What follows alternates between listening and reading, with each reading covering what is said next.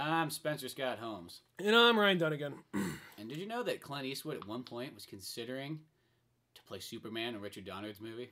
Are you serious? That's what it said. Superman? Is that? Are you still? Is this It's in the Clint Eastwood. We should just have it's almost like a Clint Eastwood quote per podcast. that or Batman fact? Yeah, like he was almost. Really? He almost played Superman? Yeah, he was considering it. Don't get me wrong. I love Clint Eastwood. He was offered Two-Face, and he accepted it, and then like the studio said no. Why'd they say no? Just because they didn't think he was a good actor, or they thought he was too violent of a character for the show? I guess they just. I'm having trouble imagining kind of like 60s, kind of like Adam Westy Two-Face. It probably would just be like Tommy Lee Jones, I bet. Probably wouldn't be too far off from that. And he's probably like, I don't do that, Yeah. Well, he accepted it. He said like he'd show up, and then they're like, no, never mind. Well, speaking of Clint Eastwood, this is actually going to be we might post this on the website or something. But I actually for an art class, it's kind of funny because everybody in the art class is always doing some I guess artsier stuff, kind of like this is about my childhood or this is about my faith in God or whatever. This is when I was raped. Or they're always just doing like a lot of spiritual kind of things. I'm always the kind of guy I'm always drawing Batman with just Vincent Van Gogh would or something like that, because there's one we had to do mix something classical with something new, and I did Batman as Vincent Van Gogh, or Starry Night kind of thing. Yeah. Well, this most recent one we had to do kind of okay, make this kind of like a comic book kind of panel, and everyone was doing more just artsier kind of stuff with it. But I was all like, Bruce Lee, Clint Eastwood, joining forces. You gotta like that. You got to, yeah. Well, kind of inspired because there's these videos online, which I usually like them, but every once in a while, there's some where it wouldn't go down like that. There are these things called. It's like how Celebrity Deathmatch always kind of was. Yeah, it's kind of like that. It's like most epic rap battles of history, and every so often they'll pit two people I like against each other. It's like no one wins in this because it was Bruce Lee versus Clint Eastwood. They'd be friends. They would be good friends. They would not be. It's kind of like Clint Eastwood won, but at the same time, I don't want to see Clint Eastwood go down like a bitch either. So I'm just kind of like, nobody can go down. I feel like if they had to fight each other, they would both end up dying at the same time. Yeah, exactly. And then the world would explode. There would be like a mushroom cloud of awesomeness is what would happen. Speaking more of Clint Eastwood stuff, do you know he had a restaurant? I don't know if it's still there to this day, but it was in the 70s in Carmel called the Hog's Breath Inn. The Hog's Breath Inn. And it was a health food restaurant. Oh my fucking God. You could get like a fistful of a T-bone there and like the Dirty Harry dinner. The Dirty Harry dinner? Really? That's it? Oh my God. That just sounds, it's a health food restaurant. It's called, it sounds like you're aiming at the wrong people with that name right there. It sounds like a bunch of Hell's Angels. Keep in mind, it's health food like in the 70s, so it's more like no preservatives in your beer, but you still get your beer and steak. Look. Instead of just the steak, we're going to give you some veggies instead of French fries. Have the mashed potatoes instead of the French fries. A little healthier. Yeah, you get the red potatoes instead. Yeah, exactly. But I thought I was like, well, that's fucking awesome. It's low-fat cheese instead of American cheese on that broccoli. Yeah, we changed it up a bit. Well, now that dude's a big-time vegan or something, isn't he? I'm not too sure if he is like a vegan or something like that. I know he's a big health. I know he's always been healthy. He's one of those guys. I think he's been healthy since almost like the 50s, really. He's been healthy for He's been one of those like the original advocates of it. Mm-hmm. Which is kind of funny because some people, I was talking to one guy, he's like, apparently Clint Eastwood's like a big hippie or something like that. I'm like, I don't think he'd be a hippie. Even if he was, he would be equally as badass. Like somebody would throw a aluminum can into a trash can. And he's like, listen, bub. I don't know why he says bub. He's not Wolverine. But he's all like, listen, you might want to pick that up right now. We'll have to kick your ass. Then it goes on. He's like, after my horse doesn't like when you litter. Yeah. See, I get it. The horse doesn't, though. I've been riding him all day, Fistful of dollars, if you guys haven't seen the movie. That's the joke. But he's just like, come on, guys. Let's go get some wheatgrass smoothies. He sounds just as badass as a hippie or, Well, this biography book that I'm reading of him, which is like that one called The American Rebel. It's not, it wasn't written by him, was it? No, it's not written by him, but it's got, Clint Eastwood quotes throughout it and stuff like that. Sometimes a biography is the best you can kind of get. And a lot of times, some of these guys do pretty good jobs on a biography. I mean, they really go to, 100 people to, get different sources from friends and all kinds of stuff. But, By the way, it makes it. It's like he's not really like liberal, but he's not really Republican. He's just kind of this man who has like values of a sort of kind, but he doesn't stick to one or the other side. Before I always thought of him as someone who was very liberal. I always figured that, but for a while I figured out Democratic Party, given like he's for gay marriage and he's for equal rights and he's all like pro environment. So I assumed that, but then he went on Mitt Romney's side, which I think that was the whole thing with.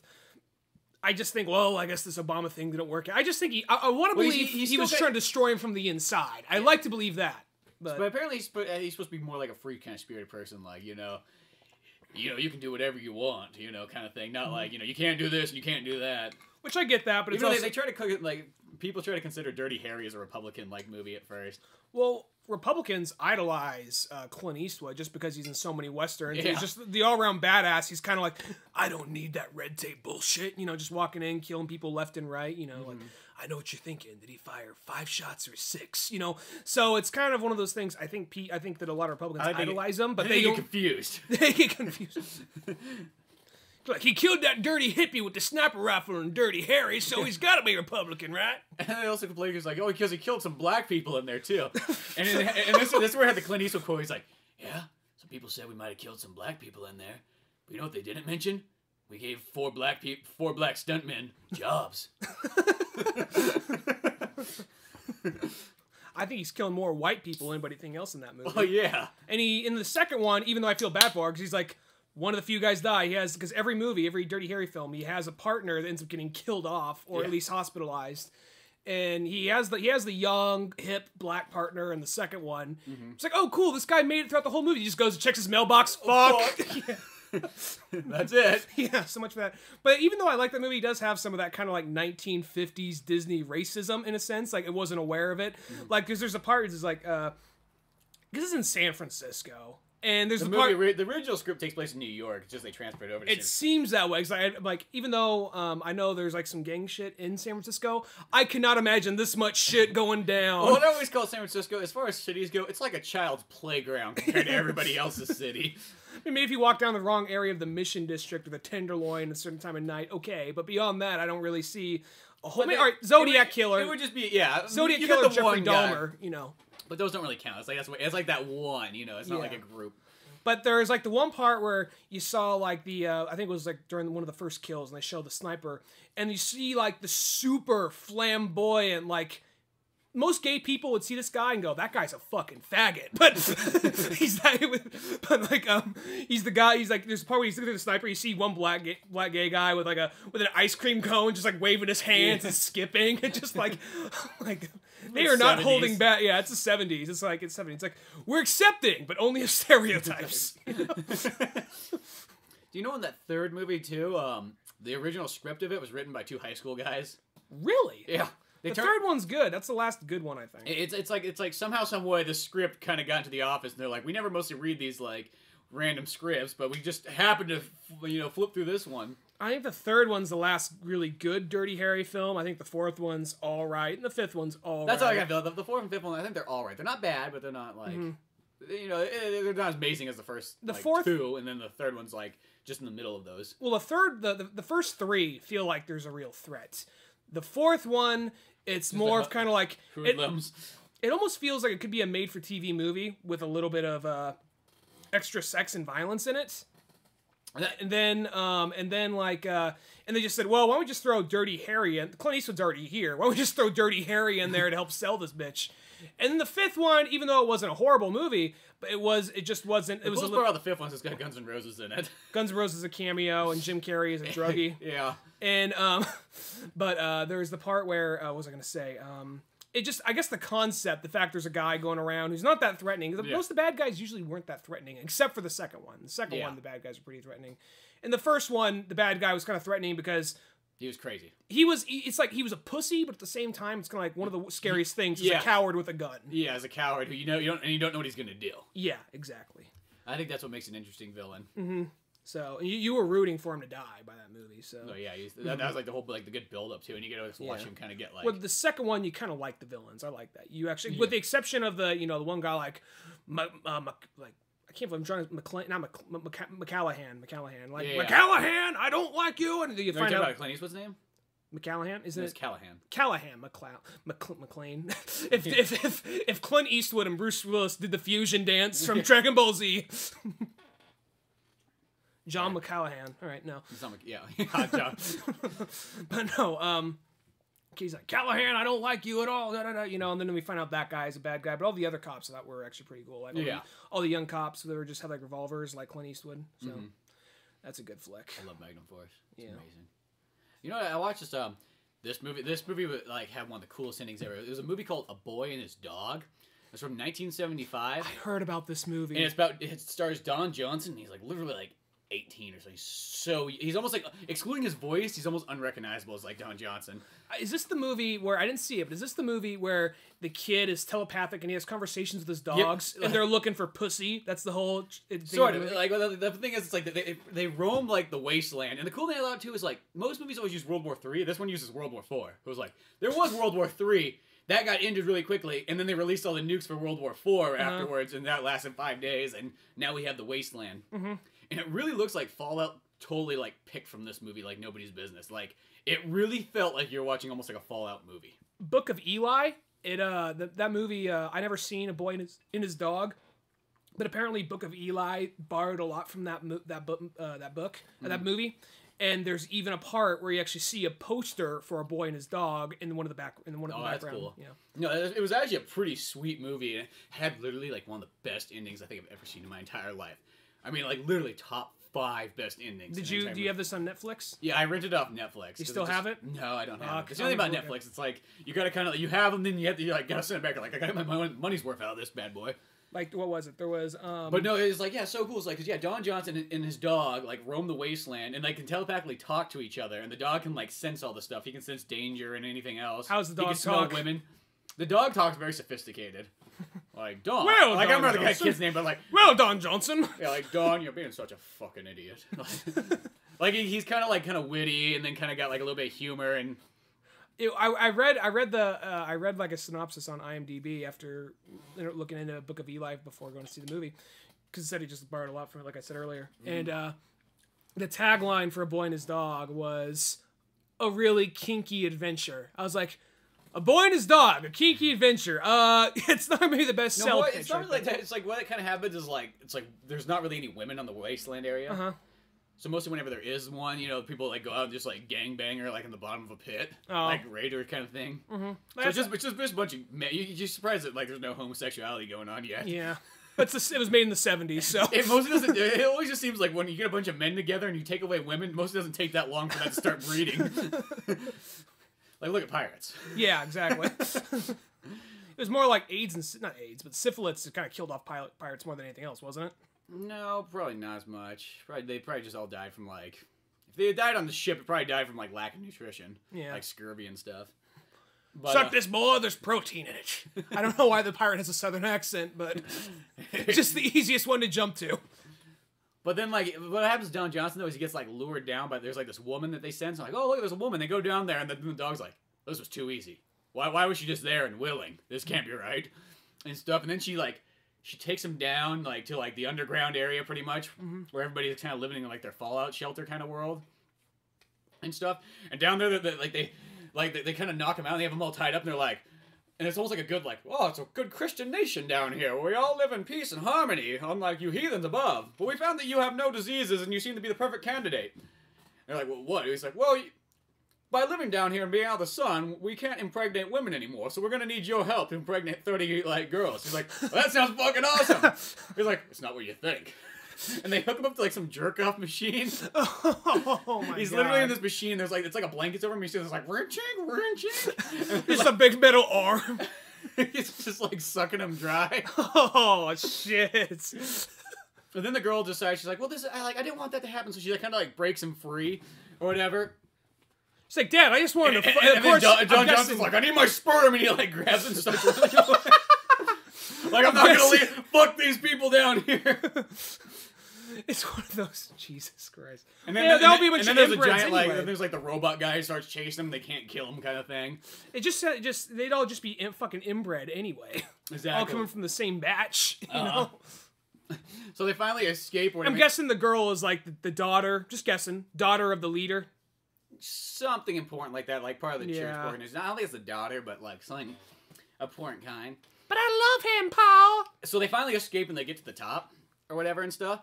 And then the dog, like, because he says, like, I'm only going to wait here for a little bit. If you don't show up, I'm going over the hill, you know? Mm-hmm. And then the dog's there and he's laying there and he's, like, kind of, like, dying.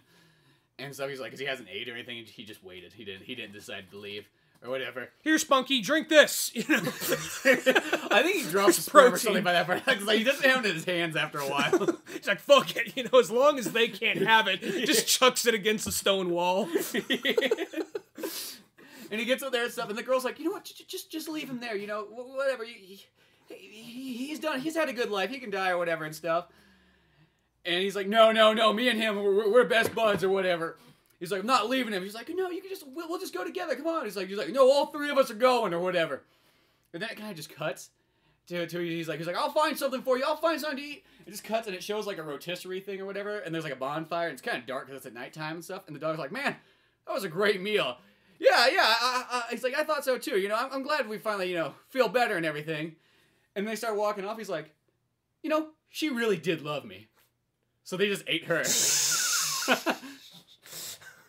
That's a pretty fucked up ending right there. I was like fucked up. It was like, oh, because this chick was kind of like she was like the prom child of the movie. Like that's why like all the bad shit happened. So the fact that they just end up like nope, eating her. Yeah, because you know like a drama movie sometimes might have had like where the dog died and they made it sad and stuff. But this movie's like no, they're just good. Is this movie kind of a comedy? I heard it was kind of a comedy. No. It sounds like a comedy. Just grabbing this thing and just jerk off machine of some sort. It's not a comedy really at all. It has like those kind of moments. Like I don't consider that like that makes it a comedy, but it has moments in it that would make you feel like, or they're just kind of funny. It's like not like it's like written to be like here's a joke, but no, it's more just kind of like I guess you'd say just sci-fi, just it's straight up sci-fi. You know, because there's not tons of action. There's a little bit of like shooting here and there, but it's not like copious amounts of it. There's a but it was almost ones like the concept was badass, and just like the idea like the boy talks to his dog, and just like some of the scenes in it were like awesome. It's definitely a low budget movie, and like whatever print I had just made me feel like I was watching it in the movie theater. You know, like VHS maybe. Yeah, those like just converted to DVD, taped off television, and it kind of has like those like folk kind of like Western songs. And it was like a boy and his dog, best of friends till the very end. The Kenny Loggins kind of thing. Yeah, more like almost like older country style, just like Jeremiah Johnson. Yeah, like the Jeremiah Johnson soundtrack, and like stuff like that. There is a actually Bonanza Comics, this really cool comic book store in Modesto. In like the glass case, they'll have like some older, more expensive comics or variants on the back shelf or under some glass. They had a boy and his dog comic on there. So really? Yeah. Huh. I don't know if it's still there. But yeah. That's pretty sweet. It was right from the 70s though. It was an older one. It was one of the ones that was really cool like idea and concept. And I liked how it went about. I mean, low budget, so you know you kind of get what you get with those kind of movies. Like the settings were just kind of funny because just like looked like. Okay, Bob at the junkyard said we can use whatever we find to make it this setting out in the desert. Because like the people that lived on top of the surface, like they just lived like this guy somehow must have like originally worked at a tire factory because his entire house is made out of tires. He says though we can't really beat up the old like ranchero too much. He's gonna want that back. We can roll it in for the shot, but don't fuck it up too much. Yeah, that's exactly. The one thing he wants back. Rolling the old ranchero. But no, it was pretty darn cool. I liked it a lot. Right on. Well, I guess... I also watched... There's another movie I watched. Have you ever seen They Live, the John Carpenter movie? That sounds familiar, but no.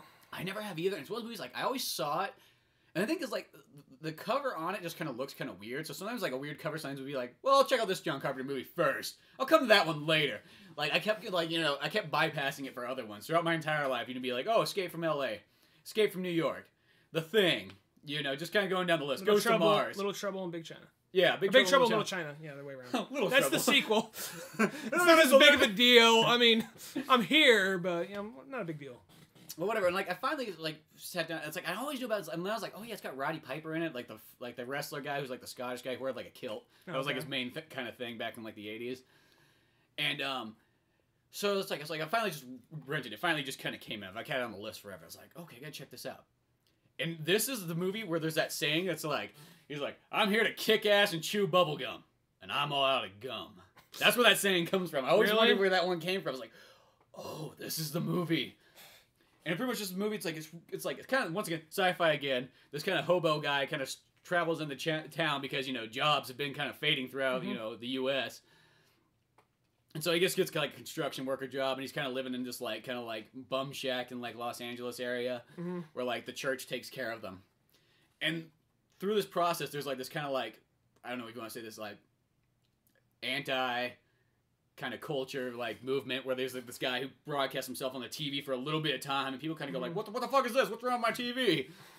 And what they're saying is like, this world that you think it is, this world that you think you're living in, it's not what it really is. Matrix. Kind of in a sense. So whatever, like, so these people are trying to make like they have these sunglasses that they kind of give out that's like you can see like past the barriers. So Roddy Piper, long story short, finds a pair of these glasses at one point, puts them on, and you can see that like all the signs have like subliminal messages on the backs on the sides of them. So you see a picture of a woman and it just says like reproduce, or it says like control. You don't need subliminal messages for that shit. No, you don't. But it's like it's just like blatant. That's like how it's supposed to be. And then you realize that all the yuppies and rich people in the world, like if you realize why you couldn't succeed, it's because they're aliens. And then the humans that sell out to succeed, it's because they're selling out to the aliens. They're keeping their humans down. That's fucking deep. I know. This is a 70s movie, I'm guessing? No, it's like 87. 87? Oh, okay. This seems very 70s, though, from the description right there. Yeah, I guess. Like it seems more 80s, because you think about it, like, because 80s is the time of, like, everybody wants money. It's the money generation. Well, I'm saying that because 70s sort of seemed kind of like, maybe even part of 90s, seemed like, man, all those rich, yuppie, hippie fucks, what a bunch of fucking douchebags, So that's almost what in like 80s seems like, oh no, we kind of come to accept it, Well, even though a lot of people... Well, like the whole point of that, because like in the 80s is the whole point where it's like, people started losing jobs, but other people started getting really rich. So I see where that like totally comes in. And it's actually those ones like, it's almost really just as relevant today as it was back then. You're like, oh, people lost even more jobs by this point. Yeah. And there is more richer douchebags out there. Yeah. So it's funny because like once he kind of puts his glasses on, he's like, well, fuck this. It's just, he didn't seem like a very violent person at first, but the second those people are like, he gets like these guns and just starts shooting all the aliens. And then it's got a scene too where it's like, he has like this one black friend from like that works a construction job with him. He's trying to explain, he's like, the guy's like, I don't know, man. Well, you were on the news, you were shooting people up, but here's your pay for the week. You just go. I don't want anything to do with you. And he's just like, no, man, put the glasses on. Put the glasses on. He's like, I ain't fucking putting those glasses on. And they literally have this brawl for like 10 minutes, like the street brawl. That actually looks, it's one of the most badass brawls I've ever seen in a movie. But just like, put the fucking glasses on. Just starts punching him. And it's like, no. And then like, once you think somebody's about to win, gets up, just starts tackling him and slamming him back on the pavement again. So it's like the chicken fight from Family Guy almost. It's sort of like that. It just goes on. Almost sounds like, I wonder how many people saw this movie. How many brain dead fuckers saw this flick and said, it's all conspiracy. Jared Carpenter's right. Start going to like Fortune 500 clubs, just start punching people. It's kind of like when people like, after kids saw, I heard it's one of those movies though, like you could see how somebody could go, you know what, fuck those rich people. Well, it's kind of like, I wonder how many people after seeing this movie, he's like, we gotta fight the system, just start going around like fucking aliens, just go to golf courts and golf clubs and just start beating the shit out of them. Going to like country golf clubs courses, and just beating the shit out of them. Banks. Yeah. Because I remember this movie, like, if you really want to get down to it, what it is, it's just like, were you a working class man who doesn't have a job now? Blame the aliens. Blame the fucking rich aliens. But that's one of those movies, I'm glad I finally saw it. Like, it took me forever to see it, because that's just how it kind of is, You watch all the other John Carpenter movies, and you finally, like, I'll get around to these ones, at some point. But it was totally bad. It was one, probably just as cool as Escape from L.A. or New York, or The Thing. Whatever those other, all those really good ones. Halloween. Yeah. I'll have to check. Trouble in Little China. I need to see more John Carpenter. Like that Elvis Assault movie. on Precinct 13. Assault on Precinct 13. That one's really good. That one's just badass, just for how, I mean, it's just so simplistic, but just so fucking badass at the same time. The more and more I watch John Carpenter movies, it's like, I think that's like one of the best directors out there by far. Plus the fact he like, not only he writes, he directs, music. He produces, he does the music. He probably edits too. He probably edits. He probably does so much stuff, and it's just like, his movies always have like some of the best ideas you could ever possibly think of. I never seen Ghost of Mars. That was a pretty cool one. It's got Pam Grier in it for like the beginning. Yeah. Isn't she like the... And Jason Statham, he's like, I'm a douche. He kind of, before he was Jason Statham, he was the douche. Because he's in that movie, I'll come back to this in a second, but he was in that movie, The One, and he was Jet Li's sidekick in that movie. And he's the one guy who's like, I don't know about this Jet, this might be bad, because what happens if you guys haven't seen that movie. It's a very cheesy movie. It's one of those movies. I saw it when I was like in, I think, the 7th grade. and I thought it was so fucking badass. Watch it now. That's the one where he, like, in the trailer, he, like, picks up the motorcycle and, like, slams it. Yeah, yeah. I never saw that one, but it's like, I remember that one. And it was totally targeted at, like, 7th graders. Just like, it totally was, because the music they used in it was, like, Papa Roach. And POD and stuff like that. That kind of, you know, like, are you a suburban kid who's pissed off at his parents? We got the soundtrack for you. Kind of like the Scorpion King soundtrack. Anyway.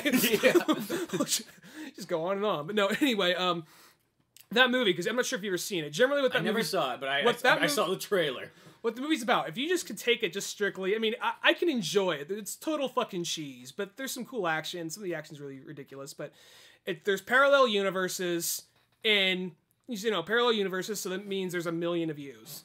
So, there's one guy who found out if there's like intergalactic cops that kind of like patrol all this. One universe patrols everything. Mm-hmm.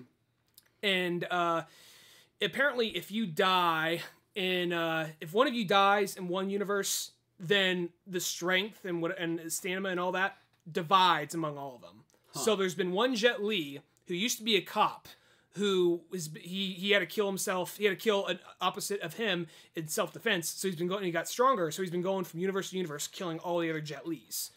Now, they're afraid that if he gets down to being the last Jet Li... He'll be the one. He'll be the one, which we all know there's only one, and that's Keanu Reeves. But I anyway... was about to say that. It's like... I'll be honest, I like Jet Li more, but Keanu Reeves is the one, let's be honest. So... It sounds like a cool concept when you actually explain it out. I mean, it cool sounds kind of like out there, but it sounds kind of cool. Well, I think more than anything, it's one of those things, it's more of the music. Kind of like... Well, strangely, what happens is music can really affect the movie. And it's like, it's a cool concept. It is... I can enjoy the movie. I actually like the movie, but there is kind of a cheese factor to it. And there's a part in it, I mean, I'll let you borrow it, it's enjoyable, but there's a part in it, very, very beginning, there's like, you know, some serial killer, Jet Li is the serial killer, it's before you know the entire concept of the movie. And the other Jet Li comes in, someone's firing, like, there's gunfire, something coming from, like, a vent. So people are firing up at the vent, like, where the fuck is he? Where the fuck is he? You know? And they'll say, fuck, it's PG-13. And all of a sudden, this arm busts through the vent with a gun, shooting at all these guys blind, and bodies hit the floor, start to play by drowning pool. And like, the only song they really has probably like, let the bodies hit the floor. Like, exactly. He jumps out, and then, like, they're like, they're all shocked, and then in slow motion, all the guys are trying to fire him, he's running through them, kicking them all, punching them all, and then he kills that one, then they're down to the last one. Jason Statham and this one cop, I don't remember his name, but he was the guy who was, remember Gone in 60 Seconds? There's the guy who's... Nicolas Cage one? Nicolas Cage one. There's the guy there's the cop who's trying to track down Nicolas Cage. Yeah. I don't remember what the actor's name is, but yeah, I know what you're talking about. It's that guy. Well, anyway, he's tracking down Jet Li, and Jet Li's go down to the last Jet Li universe. It's so fucking confusing. Evil Jet Li goes to the universe of the last remaining Jet Li. The last remaining Jet Li is the main character. So they just duke it out, and Jason Statham, eventually the main cop gets killed, and Jason Statham's just tagging along. He's like, all right, Jet, I'll help you out, you know? So, that's my... I'm your wacky English sidekick. No. That's gonna help me. Yeah. And it's funny because, like, just they would play, like, the very end of the movie, he gets the evil Jet Li gets, because they're afraid if he kills him, you know, he's gonna become like a god or almost, you know. Very end of the movie, they transport him to the jail, and, like, to this super security, you know, like, sci-fi jail. You know, so the Ku Klux Klan comes out like, there is no way that we're going to be having some Asian god among us. Time to form up and put on your capes. How the Ku Klux Klan harness all the science into power to... Well, when you don't have a job and you're on unemployment, you got time to think. The possibilities expand. No, but anyway. And when nobody really knows you still exist, you can do whatever the fuck you want. You're like Daniel Craig in that new 007 movie. Exactly. The Skyballing, whatever it's called. No. But so the very end of the movie, he gets transported down to like to this super sci-fi prison, and like, you know, there's of course a couple of rednecks like, look, we got us some fresh meat, and he's like, I am Eula, I am nobody's bitch. I remember this guy just read this line a lot, and he's all like, yeah, I don't need to know you. You don't need to know me. And then one guy comes running and punches him, and then as soon as Jet Li punches the guy, Papa Roach's "This Is My Last Resort" starts to play. And then it just has this zoom out of just this brawl of him just kicking out all these guys with that song playing in the background. And then that's just worth watching the music over the top. To give that extra kick to like the 14-year-old audience, this lightning bolt hits the screen. Credits. And I remember this so much because when I was younger, I loved that fucking movie. It's so sad because I was like, I almost kind of like, I wished it upon myself. It's like, I have no one else to blame but me. Because when I was watching that movie, it's when they first brought the idea of like, they might do a Dragon Ball Z movie. It's like, a Dragon Ball Z movie. It took 7 years to get that off the ground. We saw what it became. Very unfortunate. And the person who made it was the guy who made this movie. So it's kind of like, oh, I have no one to blame but myself. What's funny is like all those movies around like the late 90s, early 2000s, they all have that same thing where they always put like this real like try to like put in this hip music for kids. And like Jet Li really like fell into that like Romeo Must Die. Romeo Must Die and Cradle to the Grave. Cradle to the Grave, yeah. Well, and then you get movies like Triple X and all that stuff. They're kind of like in that same category too. Romeo Must. Well, this movie. Triple X has Rammstein in it, which is nice. Well, I had a lot of that kind of like industrial. It was in the Matrix, you know. It was all that industrial. This is definitely a Matrix-inspired movie, and obviously the one, you know. But I mean, if you could take it strictly for the action, it's enjoyable, and the concept's enjoyable. It's kind of silly, but it's a, you know. It seems like on paper, it's a pretty cool story. Like, I can see how, like, sometimes those things on paper don't always translate to, like, they seem a little bit corny, but whatever. I think the music just seems like it just makes it, like, hilarious, because I know all those songs. Yeah, you know those songs. It's just kind of like... It's just of all those songs. If you listen, like... Because when you actually... I'll be honest, sometimes you listen just to, like, the beats of those songs. It's kind of catchy, but you listen to the words. The words is what makes it corny. It's the fucking... The music video to This Is My Last Resort. It's some white kid who's, like, 15-year-old... sitting like in the second story of his parents' suburban apartment neighborhood, and just he's all just fucking pissed off, I guess, because his parents are using their like tax return on actual taxes or something. So, and he's just like moshing in his room listening to this song. Imagine he's at the concert. That's hilarious. No, but like that relates. What I was gonna say regarding like those type of movies. Speaking of 1990s. Oh, wait, well, we just jump into here. Yeah, okay. Speaking of 1995, we went and saw Pain and Gain. And it was a Michael Bay movie, and it seems kind of strange for me to say this, but, like, I felt like I had one of the best times in my life in a Michael Bay movie. I think this definitely is the best Michael Bay movie I've ever seen. You know, and even though, like, there was always that kind of, like, you know, like, oh, I stay away from Michael Bay stuff, but as I kind of got older, I've realized, you know what, Michael Bay is actually a good director. He's not, like, the most amazing, but... most of his movies actually are pretty good movies. I don't think he has, like, any movie that was, like, this is fucking, like, you know, a classic that will always be. But you know what I mean? Think about it. Like, The Rock, that's a good movie. The Bad Boys movie is a good movie. You know, Armageddon's still pretty good. What's that one? The Island? The Island was enjoyable. That's a pretty good one. And, you know, so, he's got more good movies than anything else. Yeah. But here's the thing about, I think the problem with Michael Bay, and I'm gonna shit talk him for a second, but I'm gonna come back around and suck his dick because of this movie. I think a problem with it is sometimes he has a tendency to put in unnecessary comedy. Like, for instance, okay, Bad Boys, you can take Bad Boys because it's an action comedy. It's supposed to be that kind of like, he is pretty much like his Lethal Weapon. Yeah, no, that makes sense. You know, so Bad Boys, it works fine for the most part, but sometimes he would take that Bad Boys formula and put it into things that don't need, where it doesn't need to be. I mean, like, you don't need a giant robot nutsack in Transformers 2. And I guess most of these things I'm complaining about are primarily in the Transformer films. You don't need a part where all the robots... It's like with, like, The Island. Is the one thing about The Island, I thought that was such a sweet story. And I think the movie kind of peters out about halfway into it. And he starts doing the Michael Bay thing where it's like, cars and all this stuff. And you're like, oh, he found a way to put cars in the movie. Yeah, sci-fi cars and all that. Yeah, and it's just also, like, the concept was so cool at first. I just thought it kind of, like... I still think it's a good movie overall, but I just think that, like, towards the end, though, it's kind of where it loses its steam And then, like, the other thing is, like, well, aside from Transformers, because people, like, kick Transformers in the dick all the time, so what more can you say about it? But another good example of that would be kind of like, all right, take The Rock, which is probably one of my favorite Michael Bay movies. Yeah. There's a cheese factor to it, sure. It's an enjoyable movie.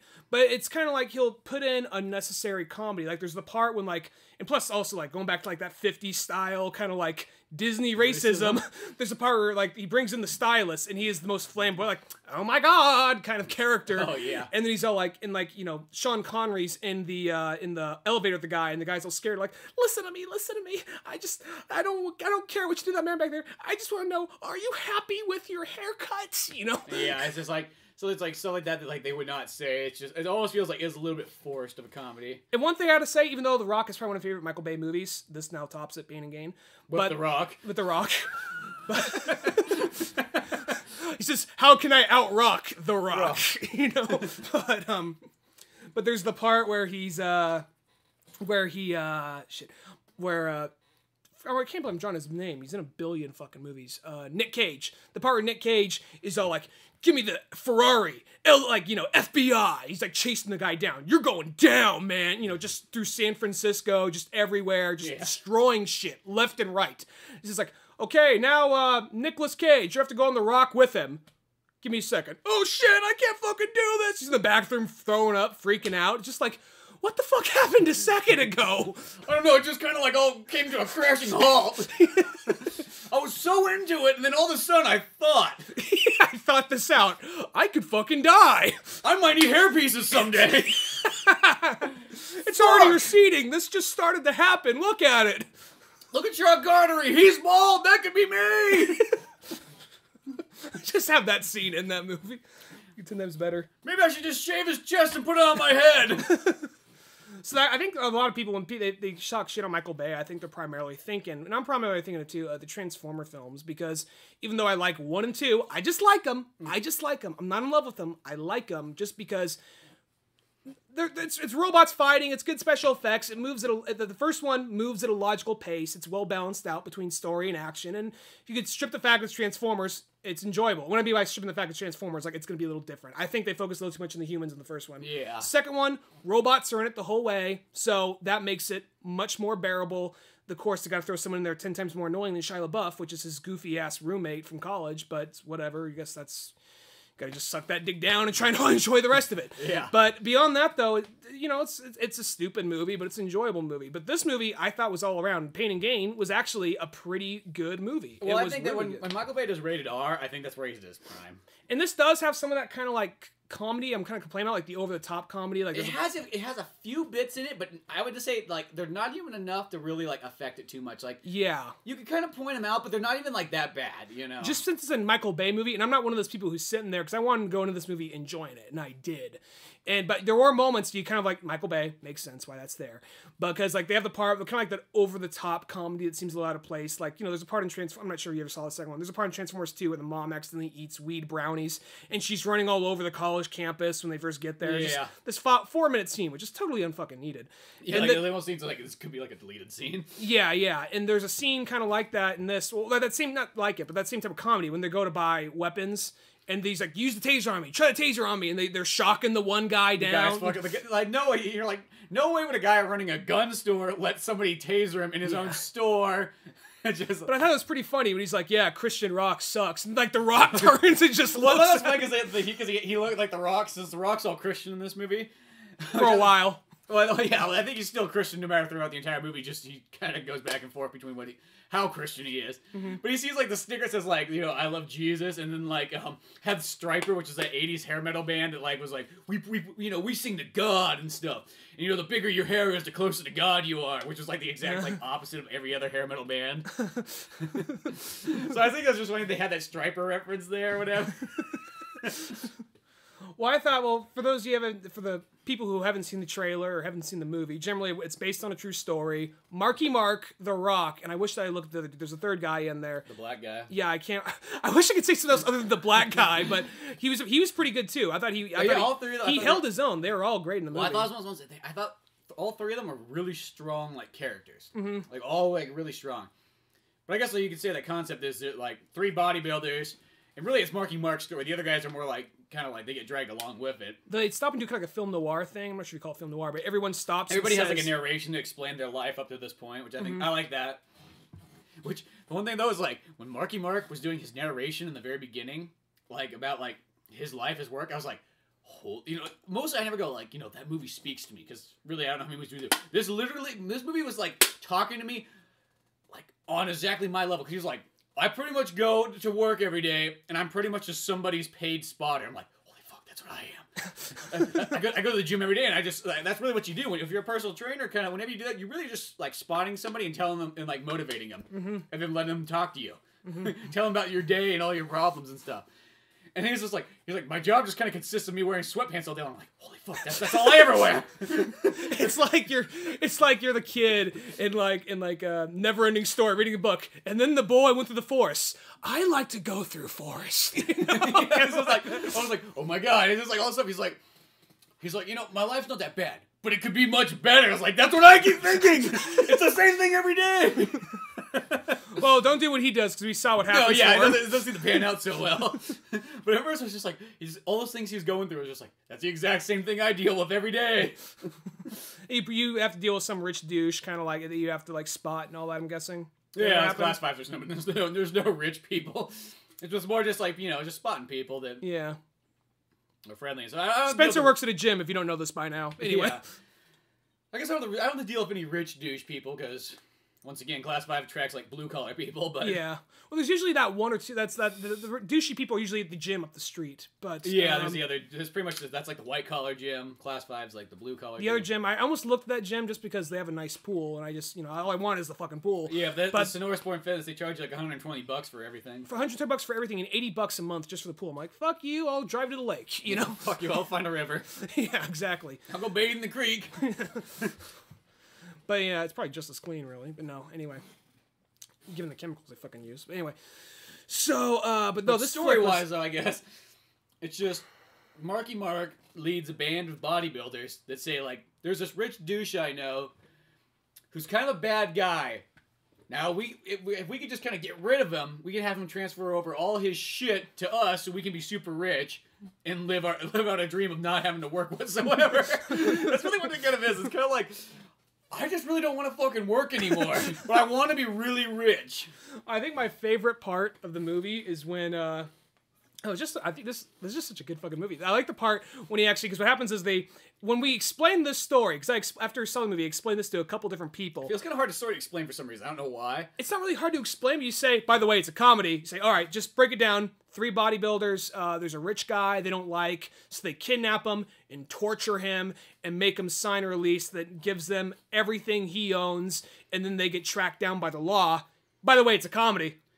Well, that's like about the movie. I like that kind of mix. I guess it's kind of a sense of what Quentin Tarantino's always done, where it's like, it's serious, then funny, then serious, then funny, then serious, then funny. I think this is definitely, Quentin Tarantino, most of his movies, I don't know if you can call them action comedies. I don't think you can call them action comedies, this but one, like Quentin Tarantino, like, there's something that's very serious going on, but then there's like this kind of funny part. Shit, I gave my mother like Django Unchained. I feel like his movies kind of get more funny as they go on, because I feel like Inglourious Basterds and Django Unchained feel like the comedy's more like in there more often, I guess. Yeah, as in where like Reservoir Dogs and Pulp Fiction, it seems like there's funny bits in it, but like almost they weren't like intentional like plug-in comedy.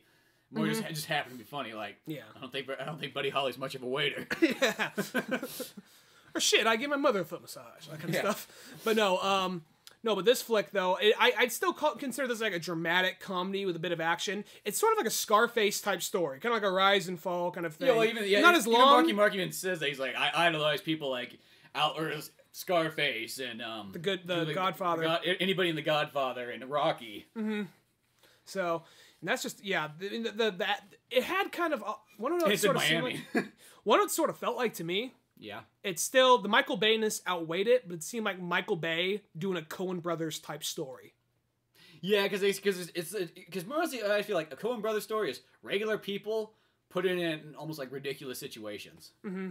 And this even had the whole thing, like, I like it's kind of, at one point in time, they're trying to dispose of a dead body. There's like 2 dead bodies that just kind of happen accidentally. They don't try to murder anybody. Oh, they have sweet deaths too, because I just loved the one guy gets his head smashed in from the weights falling off the bench press. And the one chick gets like overdosed with like horse tranquilizer, and they have to get rid of the bodies. And there's a part where like The Rock is like trying to just, it's funny, he is like, get rid of their fingerprints. So he cuts off they cut off their hands, and by that part, some people got up and walked out of the movie. It was funny because it was a couple Christian people that I know. Oh, you knew those guys? I know who those guys were. So they got up and walked on the movie by that point, and he puts their hands on a barbecue grill and starts cooking them, just trying to get rid of the fingerprints. And then eventually he's outside cooking them. Marky Mark and the other I love how the movie even breaks the fourth wall. It comes in, it just pauses for a second and goes like, "This is still a true story." Right there, yeah. And then he's like, "What the fuck are you doing?" It was really smoking up in there. It just really stunk, you know? And I just thought it was hella funny how, like, The Rock, he's this born-again Christian. He just got done doing time. And for a long time, he's a pacifist. And he's always this... It's kind of funny, because we know someone a lot like this. You leaned over to me, and I was just like, dude, it is just like him.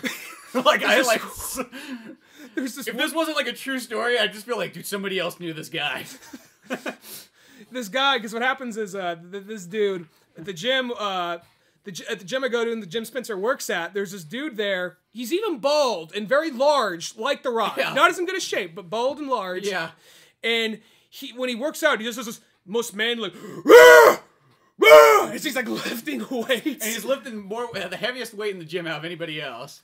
And he's also one of those guys like, "Hey, would you guys want to go camping with me sometime? I'm running this church group and I'm running, he's like this super, super religious guy. But then there's one time you said you went to dinner with this, you went to lunch with this guy, and please, you tell the story right from my We went to Chinese, Japanese food at B-Walk or whatever. And then afterwards, like, and he has like a real, like, he had like a nice Mercedes or whatever. He was like driving back. And then he's like, he gets a phone call. We're about to go through for some reason he wanted to wash his car on the way home. And then like, somehow, some way, there was a problem with like where he was living at, and he just starts fucking cursing up a storm and like, "Fuck you, whatever! I'll go over there right now and fucking kick your ass." It's just the most Christian Go with guy. God. He just breaks out freaking out. And at one point, I remember he said to me, like, after, like, "All right, it was good seeing you." I'm not going to say his name. I don't want him to hear this and track us down. No. Well, he's still, like, one of the nicest guys I can think of. He's still a nice guy, but he'd be like, "Go with," like, "Hey, shake my hand, go with God, man." I'm like, "All right, see you, dude." Because he's a nice guy, but he does have, like, those kind of, like, freak out. And he does have, like, one of those crazy stories. Like, he went to Vietnam, and he fell out of... I don't think he was in Vietnam. I think he just went to, like, he's just in the military. Oh, I thought it was Nam. Okay.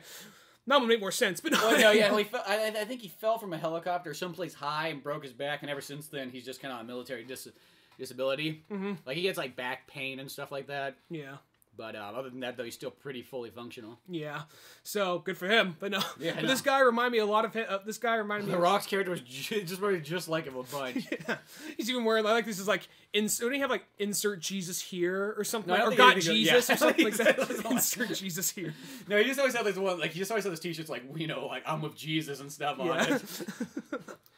And then there's a part, like, they get across earlier, he did coke in the movie. He starts to get rich. He starts to do coke again. He becomes this total fucking fiend. Just this guy who's just fucking up left and right. At first, he's just the nicest guy, and everything. He just...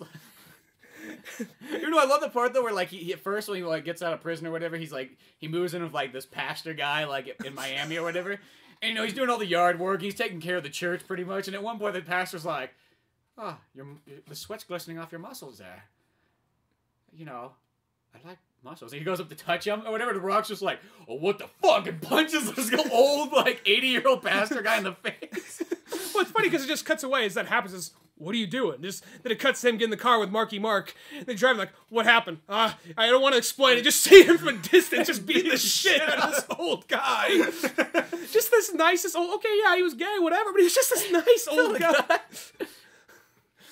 I love how, like, in the end of the movie, it's like, "Oh, he's still fucking living with this guy." He's totally cool with it. Like, yes, you may have beat my face in, but God says to forgive, even though I can't eat solid food anymore. Well, that's what I just kept, like, he was like one of those guys who's so but he was always on, like, the breaking point, like, so close to, he was teetering, and like, there's a part where he's actually like, becoming friends with the Jewish guy who they're robbing, who plays Monk in, like, the USA show. Yeah, that was Monk. Yeah, that's right. I was like, "Oh my god, it's Monk!" And he's all like, and it almost seemed kind of like a character John Turturro could play. Yeah. But yeah, anyway, so back to the Jesus, but yeah, he was the Jesus. All right, anyway, moving on.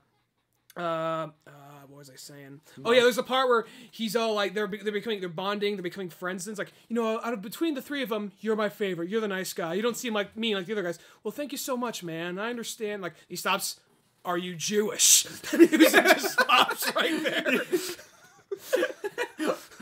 he didn't say Jewish. He was like, "Are you a Jew?" Oh yeah. Says, I'm gonna heal you right now. He stands up, puts his hand on his.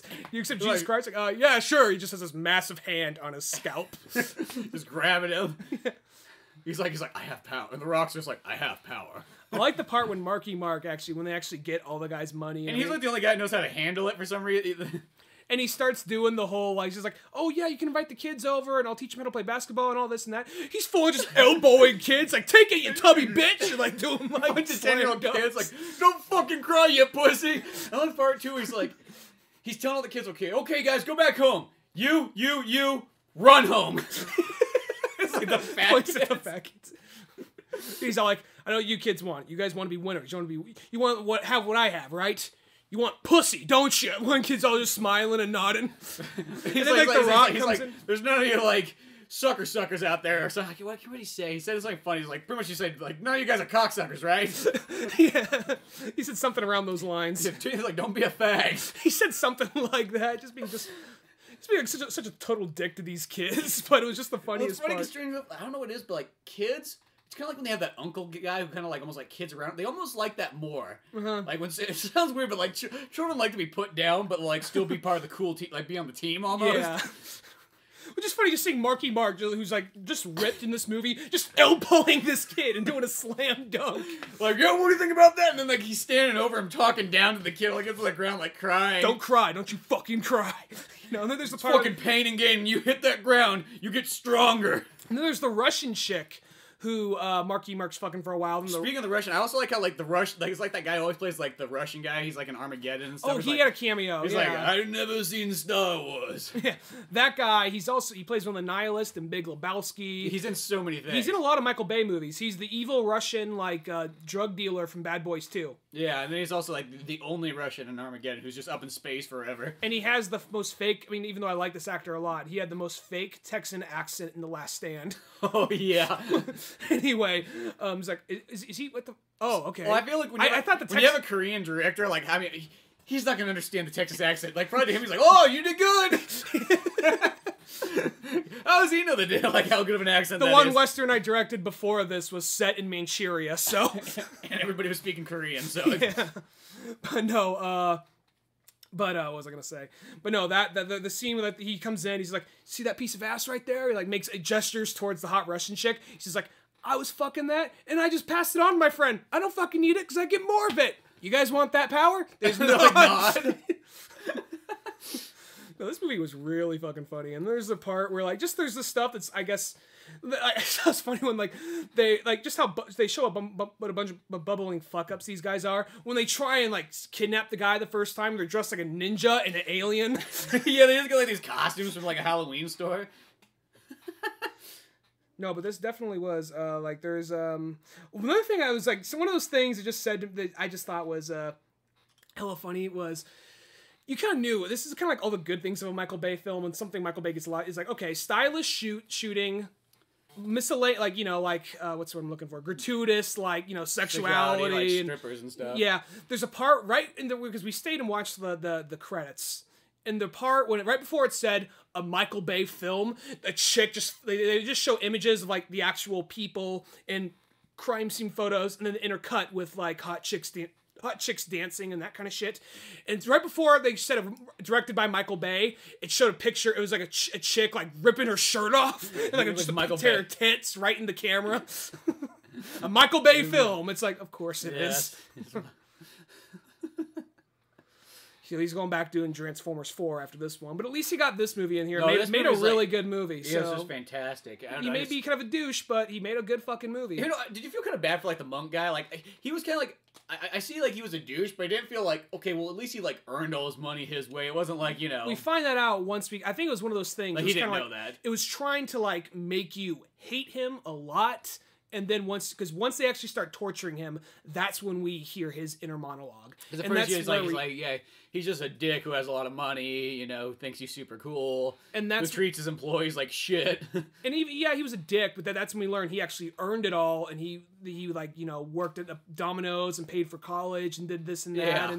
And that's just one of those things that just kind of like, oh, so I think they're trying to like flip you on your back for a second, like hate this guy, and then actually kind of go back and question, like, okay, he's a dick, but maybe he doesn't deserve all this what Yeah, he's going through. it's like he's one guy. He's a dick, but he doesn't deserve the guest to die. That's the Yeah. thing. And the people that do die, though, I had no sympathy for them. No, those guys are just rich, like they're porn kings. Porn kings that like Yeah. that didn't deserve money. Yeah. You know, I just love because like whenever you're at the gym, you always think about like, all this stuff in here could just be like a potential like death trap, really. I always and just think to see of like that. get the guy's head get smashed up by like the 45-pound weights just go dut dut dut on top of his head. Whenever I do go to that gym, there are times I think about, because, you know, like Spencer and I, we work on scripts, and I was like, I look at something, I'd be lifting weights, and there's like, I guess maybe something. What do you call it? The thing you bring down. I'm doing the motions. The pull down? The pull down when the weights go up. Yeah. I'm almost kind of thinking that would Put be somebody's head in there and just let it or drop. or like drop it, like and stop it right before. Well, Like remember- that'd be a good interrogation scene right You there. remember for a that movie. like in that Sylvester Stallone like prison movie like Lockup? There's something like Where, that. remember yeah. like they take the bench press and they drop it around the guy's like neck. That's right. Yeah, and it wasn't. It was. It was like his best buddy or whatever. Yeah, it was his friend. It wasn't the guy that sold him out, was it? No, it wasn't that guy. That guy got shot, I think. Yeah, I think he did. Yeah, but no, it wasn't like the mechanic guy. They did that too. They brought Maybe no. Well, I only seen the movie once. because he has so many friends in that movie. Yeah, Just it's like those everybody's two his people, friend except for the people that don't like him. the two people, like the warden and just like the one like bad guard, just Yeah, fucking it's like- hate him, and they find a way to fuck up his life so much. Just like everybody else seems to get along with him. Yeah. But no, You're too friendly in this place. even like the mean warden, who I think was that James Earl Jones. There's not the warden, but there's the one guy. I don't remember being. There's James one Earl guy. Jones. There's one guy in there. James is like, I'm known for my beautiful smile, and then the very That end was of the the guy movie, that he was like the guy who's like I run the auto shop. that was that guy. I think so. And then at the very end of the movie, he actually sticks up for Stallone, right when it really counts and matters at the end. And he says like, I always remember you for your beautiful smile. And the guy who's straight-faced the whole movie just smiles right there and starts laughing. You know what I'm talking about? Yeah, I know what you're talking about. Yeah. Anyway, back on this flick, though.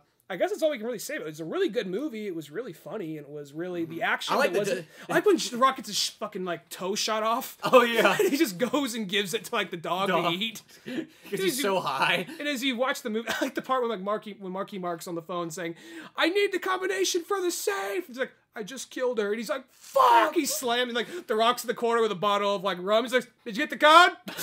It's just so like Relaxed, and just fucking like high out of his he's just mind. so out there.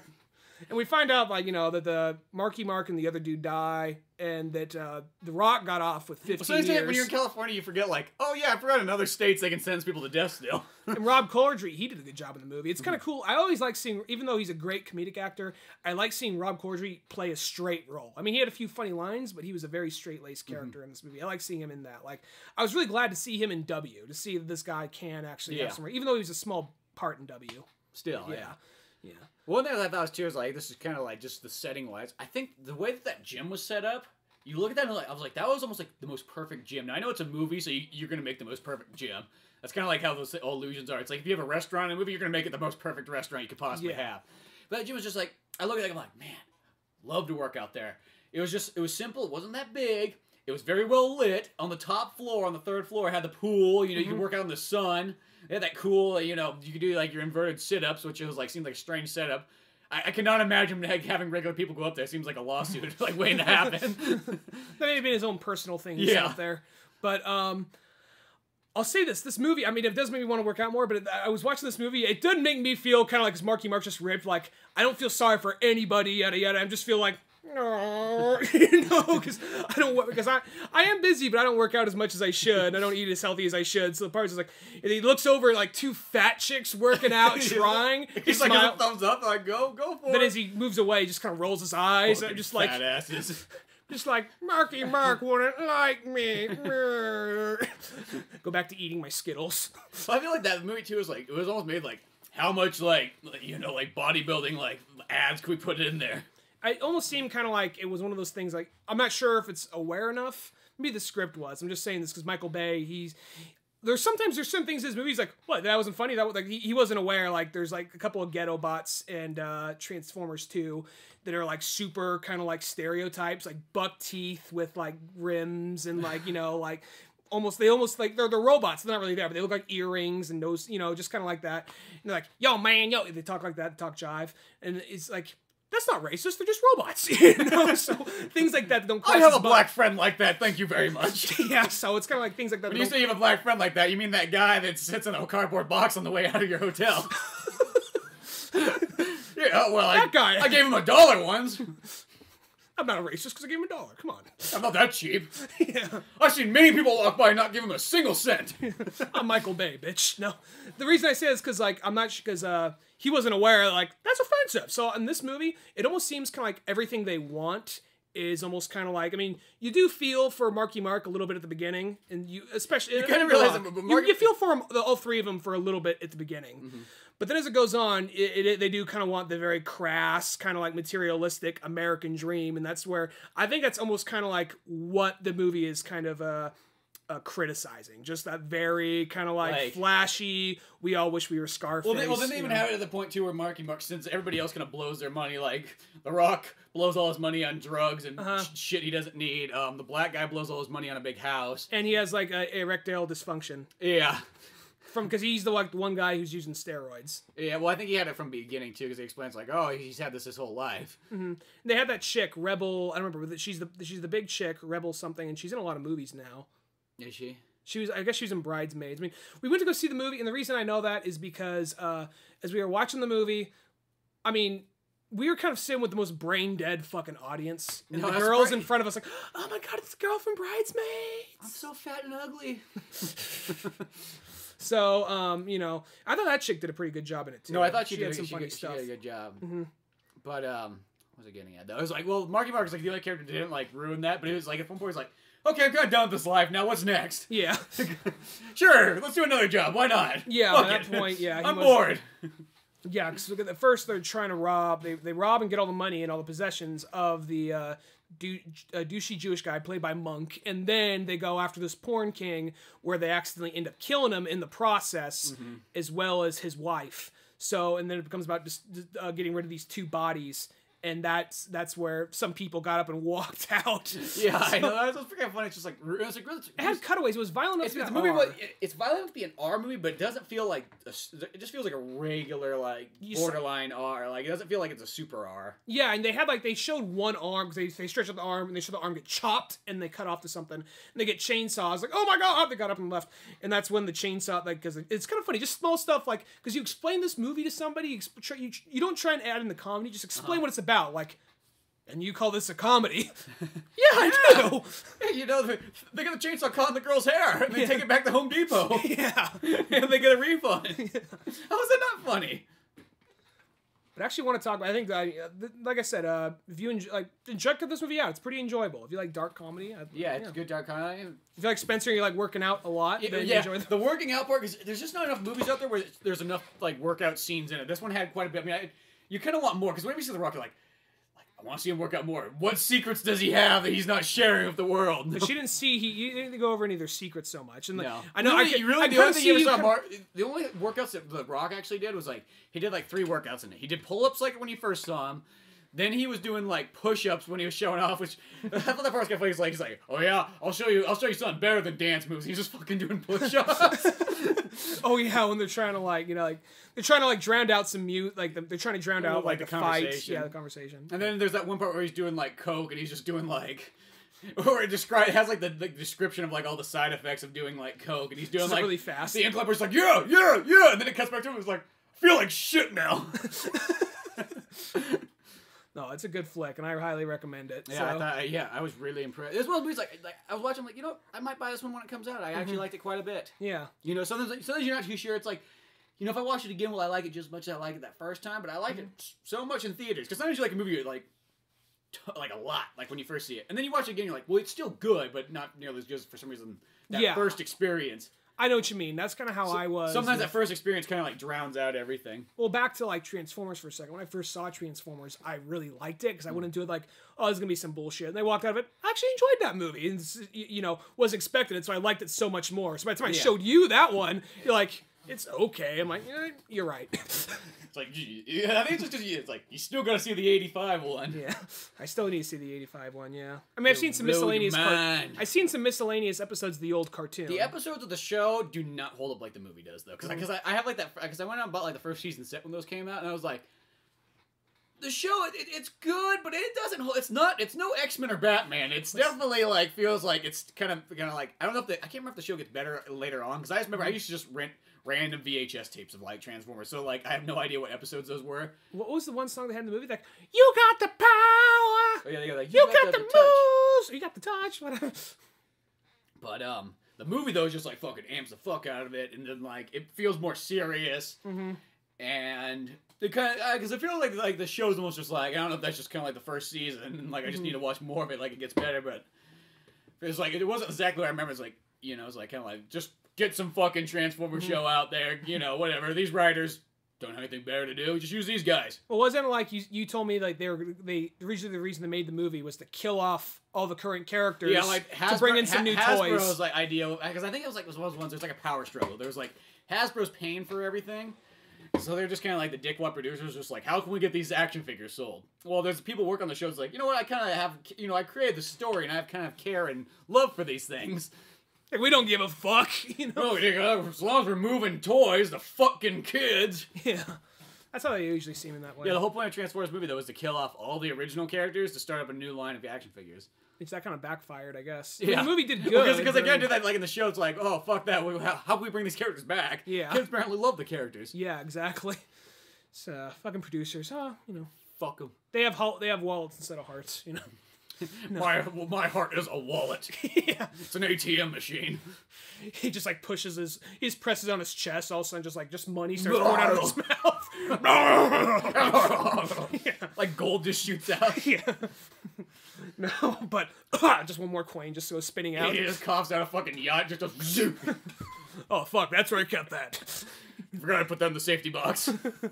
I guess we ran our course on pain and gain, but there's something I actually want to talk about, and I want to know the shitty trailers.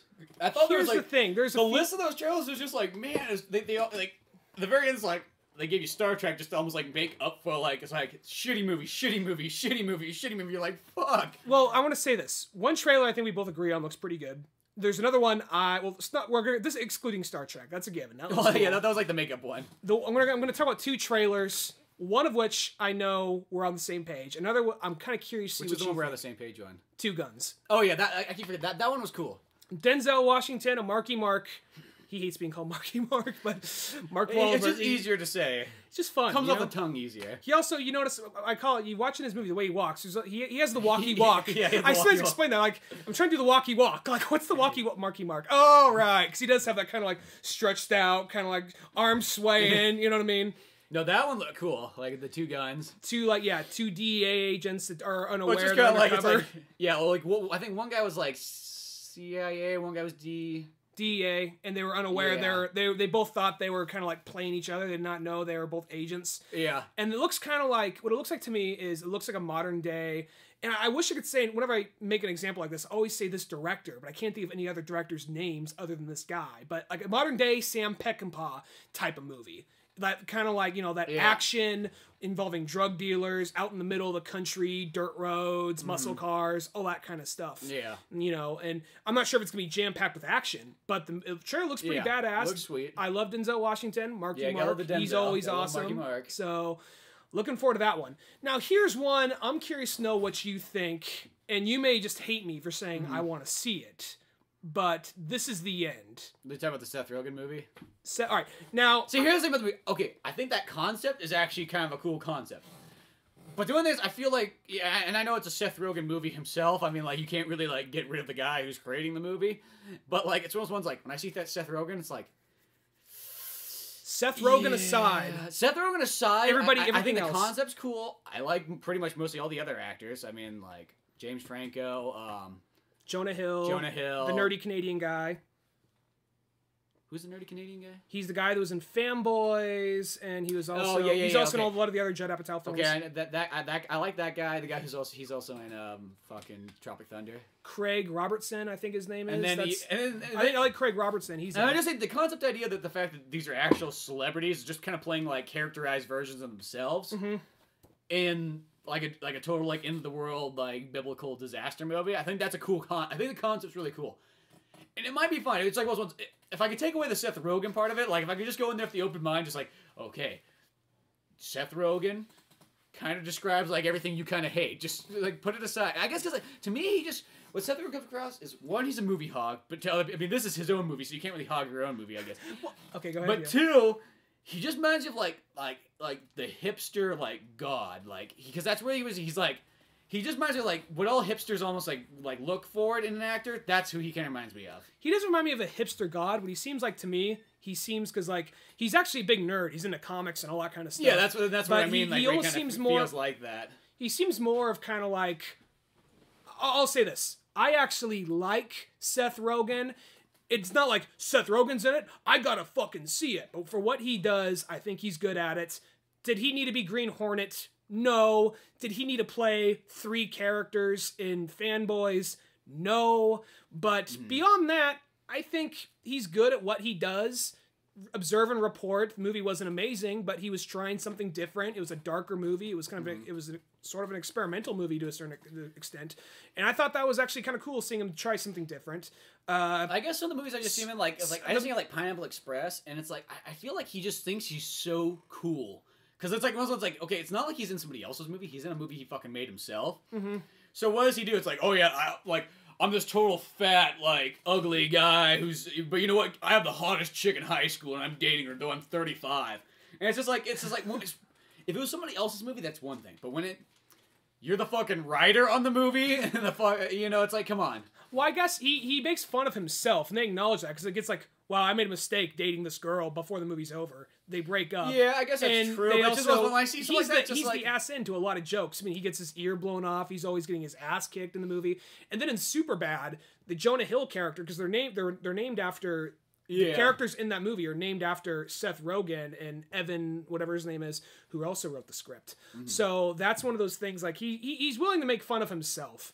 And I think it's one of those things, I think he's good at what he does. I think he's good at playing the slacker stoner character. And since he's playing himself, I actually saw the Red Band trailer to this movie, and there was more funny stuff. In the Red Band trailer, they show Michael Cera getting impaled by a street lamppost. That's funny. They show... there's a part where, like, Danny McBride said something like, Seth Rogen goes like Danny McBride, he's all like, look, it's the fucking end of the world right now. You can't fucking start eating all our shit. He says like, yeah, right, Seth. You know what? If you gave as good a performance as that, you'd actually have a career after Green Hornet, you know? So he wrote that himself. So, I mean, I always willing to make fun of himself, but that seems kind of like the given if you're a comedian. That kind of seems like the number one, in a sense, all comedians make fun of themselves. That's kind of how, like... They do. That's almost how, like, comedy works. They do, unless you're fucking, what's his name? Andrew Dice Clay.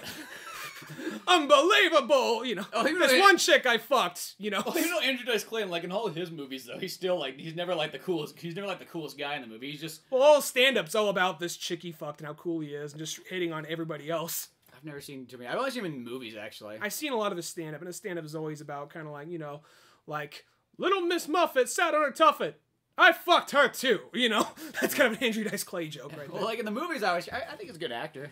I can't really say so much of movies he's starred in, but as far as just stand-up... He's always kind of guy who's like, you know, he's like, I'm a Jersey kind of person, but people don't seem to like me on the West Coast. I remember, yeah, I guess, it's just a West Coast thing, but no.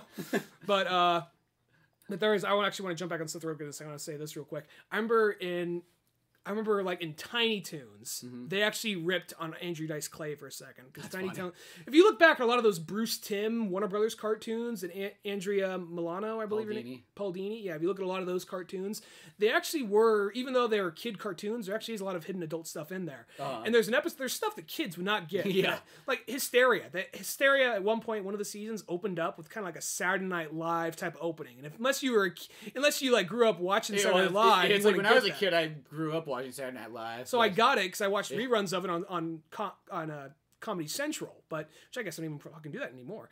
But yeah, so it's just one of those things, because a lot of kids didn't get that show. It's like, that show's hilarious. What are you talking about? But then there's like an episode of Tiny Toons, they're ripping on Andrew Dice Clay, and he says like, so I was talking, it was like this rooster that was in this Andrew Dice Clay with the big like outfit with the big shoulders and stripe, you know, like blazer. So I was talking to this girl this one night, and I was all like, it was just one constant long beep.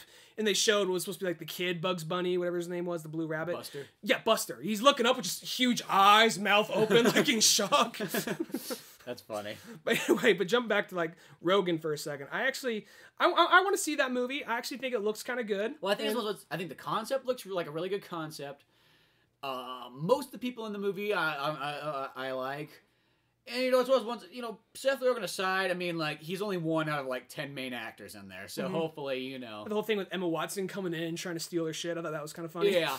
Yeah, I mean, hopefully, I mean, I know it's probably going to be one of those ones, like, because most of that style of comedy is never really, like, my type, I always feel like. I don't know. It's like, I know I'll find funny stuff in it, but it's definitely, like, a different, like, style of humor. So I don't know. It could be interesting. It's like one of those ones. I don't know if I could go see it in theaters, though. I don't know if I could break down and pay Seth Rogen, but... I'll probably check that movie out. I think it just looks interesting because it's like a dark... I mean, I'm assuming... It looks kind of like it might be partially a horror comedy. Yeah, well, that's I think it's supposed to be kind of horror action comedy. Yeah, so I'm kind of curious about that. It's probably pretty good, and if you just kind of... If I put down, like, just Seth Rogen's really obnoxious, like... Yes, and just go, like, every single time he becomes obnoxious, be like, he's just obnoxious. Just point out every single time and just go, whatever. But yeah, beyond that though, I mean, I think every other movie we don't really talk about because I kind of forgot. Yeah, they're all shit. It was just like, had to see that fucking Google trailer again. The Google movie, and then where it's just, I really think Owen Wilson and Vince Vaughn are like, I really want to do kind of like a teen comedy again. But I'm too old for it. We're too old to it. Fuck it, we'll just do it anyway. Yeah, it does seem that way. And then plus the way Owen Wilson sometimes talks, like you got, he almost sometimes he reaches that point when he's surprised. Well, really, Owen Wilson, he kind of like just exhales, doesn't really talk, just kind of comes out like. It's like, you gotta stop Google, you know? And the same thing Owen Wilson, like, his look has not changed in, like, 20 years. He's a Highlander. He does not fucking age. He doesn't really age. He gets a little bit, yeah, he really has the same haircut, same nose, same everything. I guess when you have really weird features, it's just hard to tell if you aged or not, you know? I guess. It's like because actually something we forgot to mention about Pain and Gain. Ed Harris is in this movie. And for a while, you're like, because Ed Harris is a private investigator who looks in and tracks down all the details on Mark Wahlberg, The Rock, and the other guy. I feel bad because I want to say, because that guy did a good job, and I want to credit him, but that guy did a really good job. I thought he was just as good as Mark Wahlberg in The Rock, but no. He actually has a lot of fun. He had some of the funny lines. He was one of the funniest characters too, and I like when. And the thing too, he really kind of reminded me, like, at the gym. There's always those kind of guys who, like, when they see somebody who's like bigger and in better shape, they're always like, they need to figure out what's this guy's secret. And he's all asking The Rock, like how many grams of protein do you take a day? And like Mark just ignore him. Anyways, you're saying. And at one point too, he's like sitting in the fucking strip club. He's like. I got like woman's tit milk. It's like it's got the real H&B in it. Like I don't even have to like take it as a supplement. He's like, you want some more like Rock? No, that's fine. Oh man, well I know this chick, man. Just pay her, man. You can suck the milk right out of her tits. That part was pretty good. That guy had some of the best bits in the movie. He really did have some of the funniest parts. I feel bad for those guys though. This is kind of like I don't feel too bad for him, but it's one of those things like. This is their life story, which is almost when you stop and look at it, kind of a tragedy. Like, oh, okay, let's make a movie about what a bunch of fuck ups they are. Whoops! I dropped all the acid to burn the bodies. Woo! You know. No, but no, yeah, good flick. Yeah. Yeah, fucking. What else can we say about it? Well. Till next time, I'm Spencer Scott Holmes. I'm Ryan Dunigan. And send us some emails at oldmanorange@yahoo.com. No, it's Old Man Orange Podcast at yahoo.com. Or check out oldmanorange.com for all that good stuff. 58 episodes. I still don't have it down. Yeah. Well, it's actually 59. Oh, around 59. Oh, yeah. The last week was a double. Yep. Okay. So, till then, see you later. Take it easy.